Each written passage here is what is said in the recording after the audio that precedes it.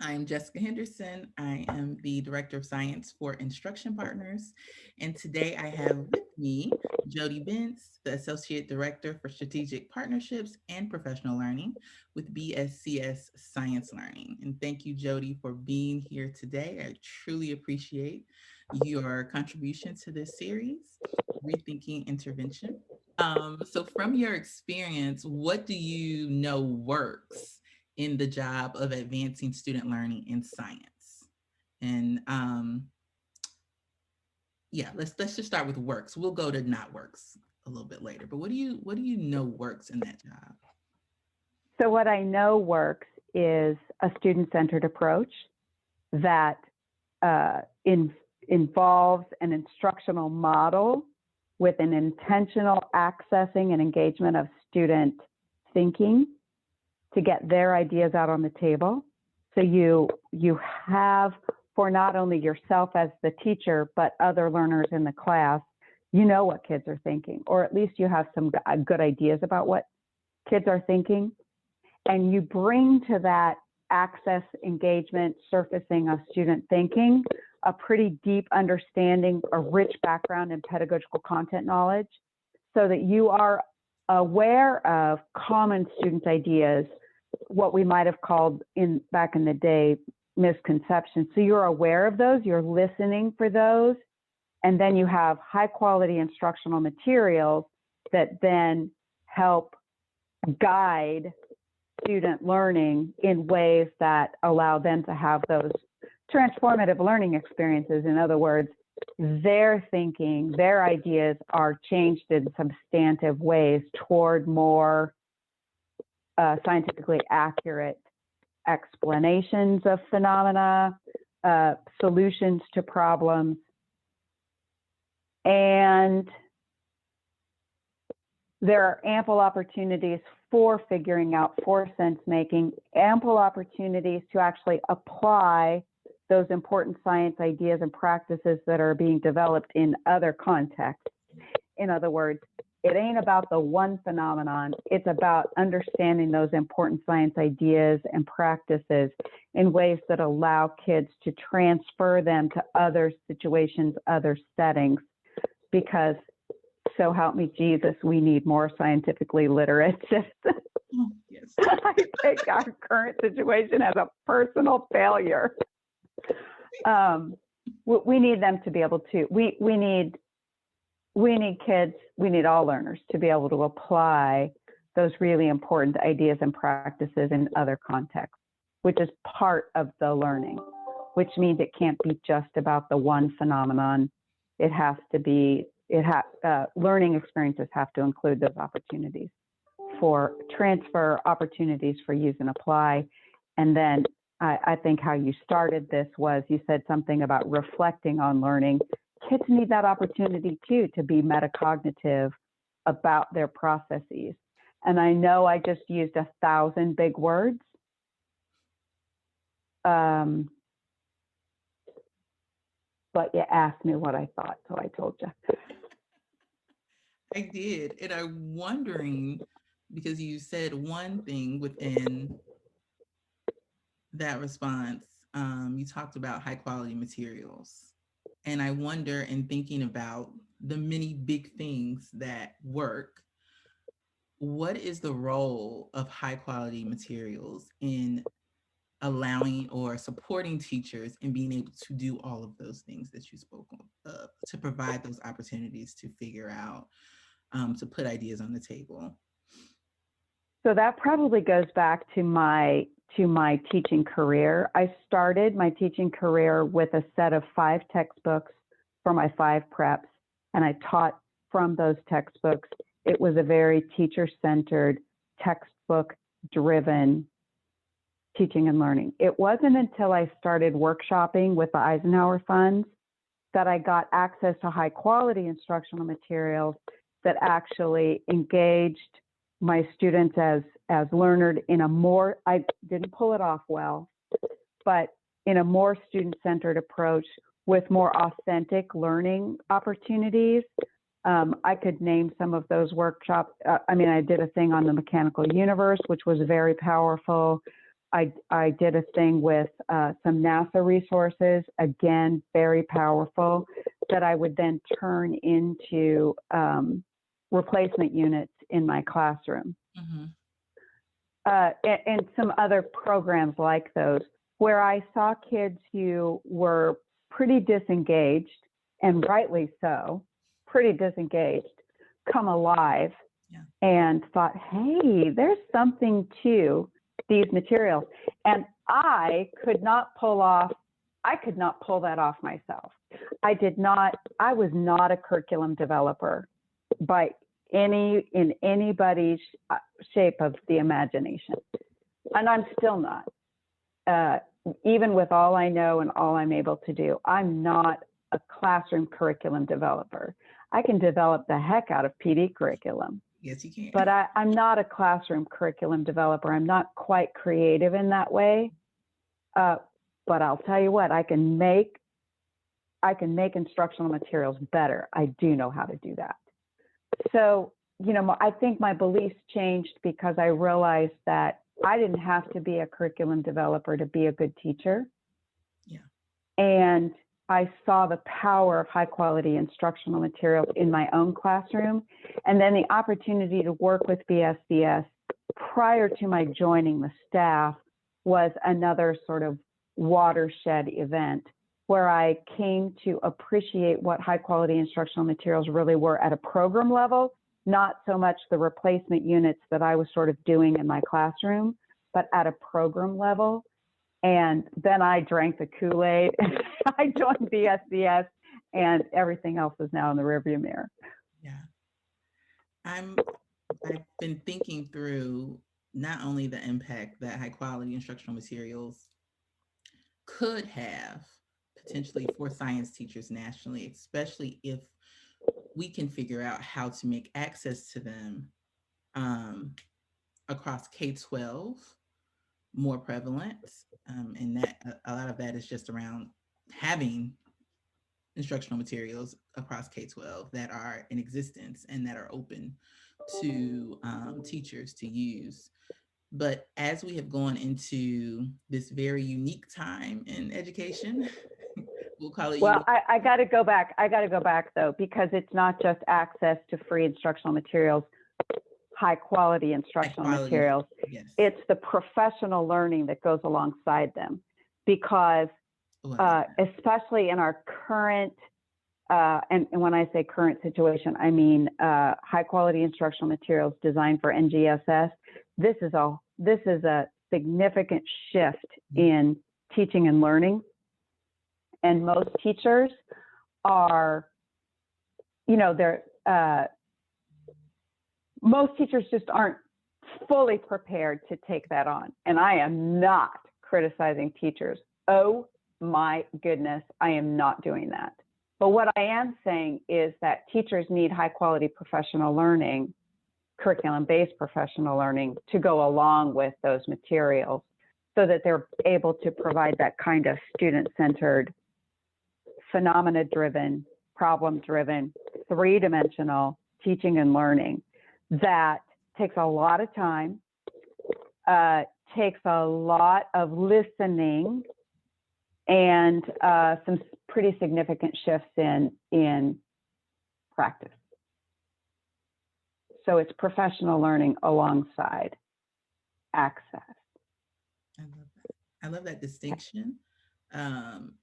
It's something I have heard before, even in the conversation with Dora, just speaking to when we're talking about what works for advancing student learning in science, we inevitably come back to advancing teacher learning, leader learning, making that has to happen in order for us to have an impact on the student learning. And so, yeah, thank you for really carrying that point that without that professional learning that supports teachers in using these high quality instructional materials, it's not a silver bullet. It's not as soon as you get the materials, then suddenly you become the science teacher I wish I had, but it is the material supports that professional learning and support your ability as the teacher to not be a curriculum developer. I love that you brought that point up because in many ways, I think that that is the burden that we've put on teachers in science education, to be the curriculum developers, to figure out what is best, how to best present this material, and then to also figure out how to teach it without any support. And let alone how to assess it. So it's no, all of that.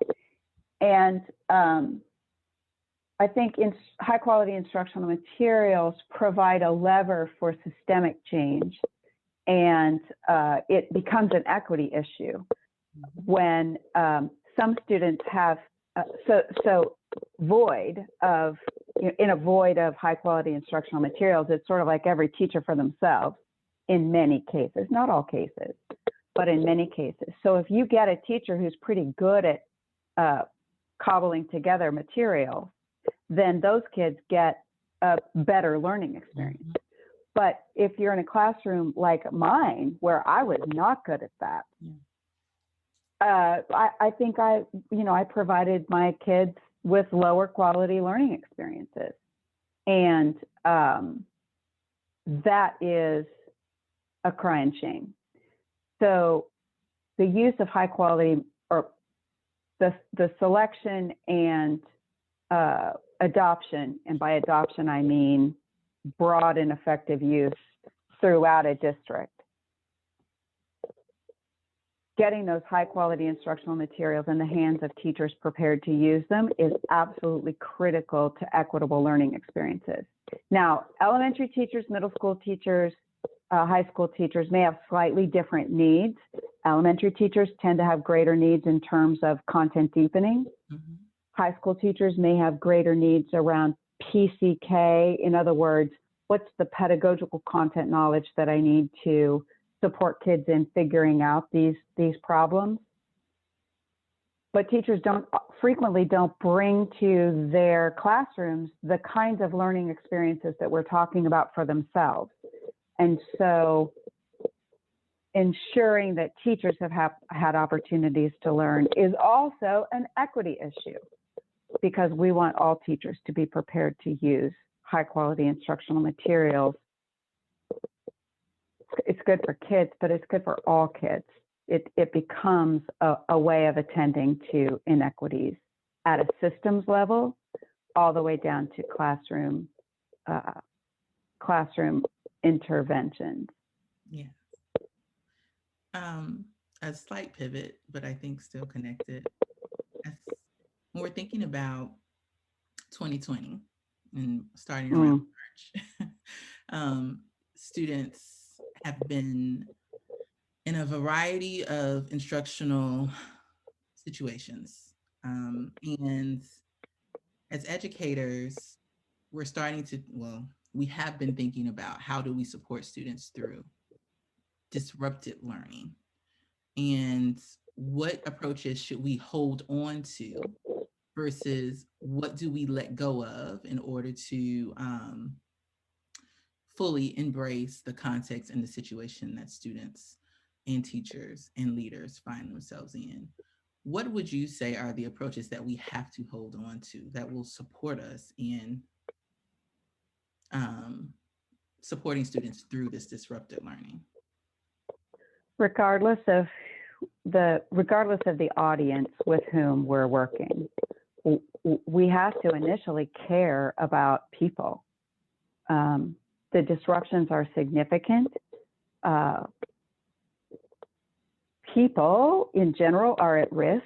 The mental illness numbers are staggering. The struggles that teachers are having with staying connected with their kids at a distance, and the gargantuan efforts that teachers and administrators are going to try and provide the resources that kids need just to stay connected, the devices, the internet access, and the personal connection at a distance. It's tough. So I think we have to hang on to the personal connection. what I've heard from conversations with leaders from around the country is that some teachers who had made strides in shifting to more student-centered instruction are that rubber band or that pendulum is swinging back. We're losing that stretch, and we're going back to things that we can make work, and I'm putting make work in quotations, because everything is just so difficult. Everything is so hard in this environment. So it feels like we need to hang on to personal connections and student-centered approaches, or learner-centered approaches, whether we're talking about kiddos or adults. That's what we have to hang on to. And it's really tough. Um, Thinking about what we know does not work, and what we have been pushing to move toward. What would you say if an educator came to you, as a science educator came to you and just said, what should I just not do? What causes harm in a science classroom or science learning? What is it that I should not do? Um, Whether it's we're thinking about right now in the current circumstances, or wherever we get as new normal, um, what is it that shouldn't be done? What approaches should we stay clear of? We have to stay clear of worksheetomania. And the only way that I know to do that is with resources.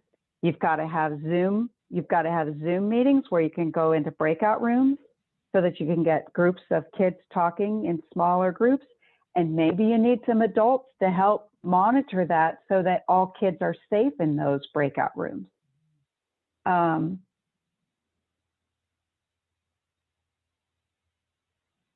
that takes resources.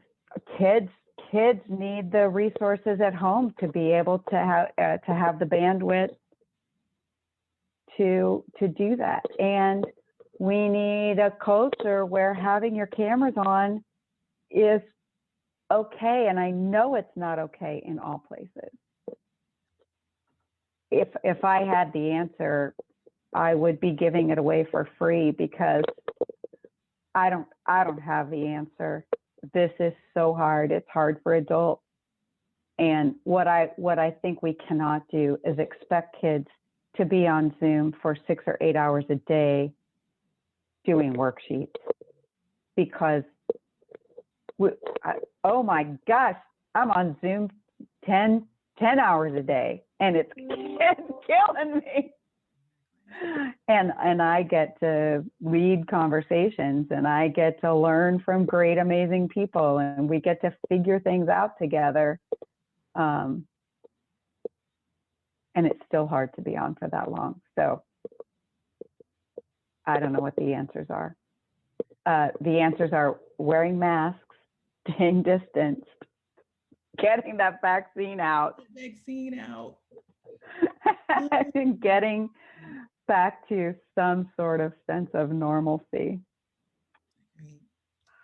Well, Jody, thank you so much. I so appreciate talking with you today. So many things that I am excited for not only me to hear, but for everyone who's tuning into this series to hear and to learn from. And I appreciate your voice. Thank you so much.